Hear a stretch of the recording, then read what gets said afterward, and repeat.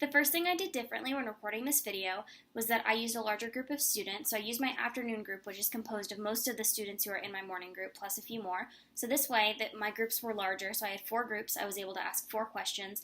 And also, the students were able to get more feedback from a more diverse group of students, which made them feel more comfortable and confident in answering the questions because they had been able to talk about it more, and it helped their understanding of the concept, which was great.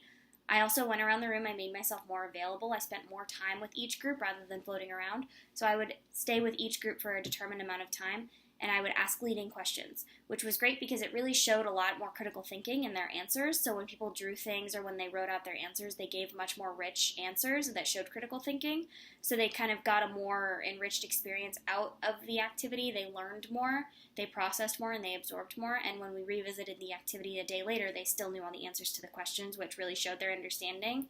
At the end of the lesson, I also used the document camera to show everyone's answers so that at the end they could see a little better, they could see more closely, and they could compare answers rather than just me telling them what the answers were. They were able to look at them and sort of process them a little bit more, which I think also helped their understanding a lot. This was an awesome activity. I really liked it a lot. The students liked it a lot. My ESE and ELL students really responded very well to it. They all, even the ones who don't tend to participate in group activities so much, really liked it a lot. They were all participating. They were all having a good time. Everybody wanted to find the right answer. So it was a great activity. It works with any subject area, and I really highly recommend it.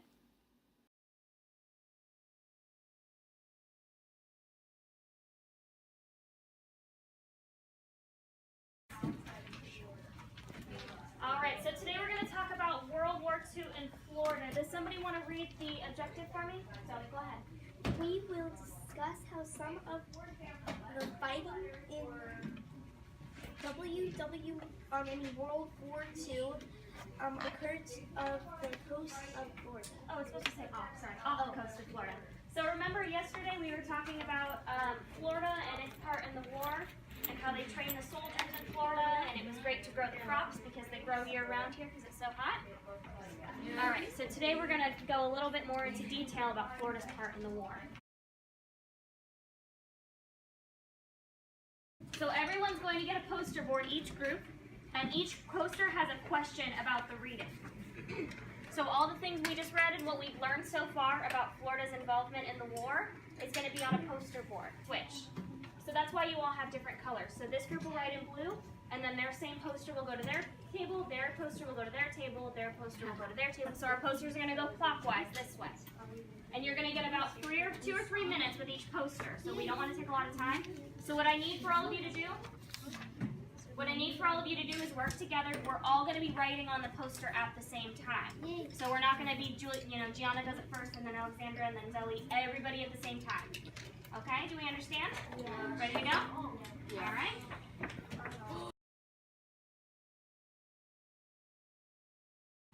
Tourists could see what was happening from their hotel's balconies.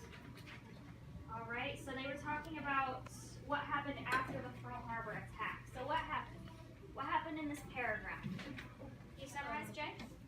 There was German submarines were taking down American ships. A German submarine took down an American ship, and where did this happen? Off Florida's coast. Angel. Off Florida's coast. All right, so it happened off the coast of Florida. So now we see a little bit how Florida was involved in World War II. Yeah. Got a little bit more information about that now. What happened when it entered Florida?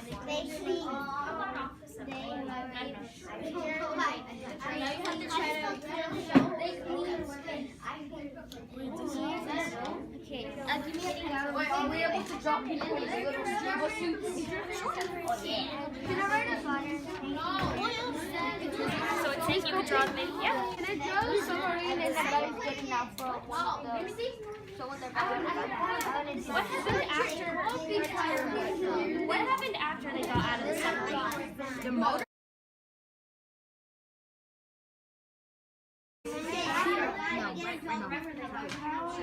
Done. Really? Who wrote that? Getting out of the submarine. Getting out of the submarine. Getting out of the submarine.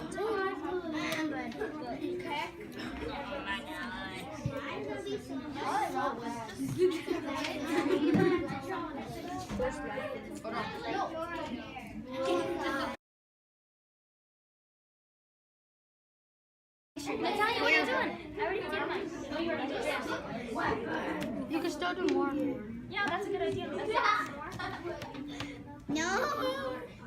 I'm gonna draw somebody that's going something. Okay. I think he meant to put family, so I'm gonna put person then. Oh, Does anyone have any ideas? I don't know. He's creeping up behind me.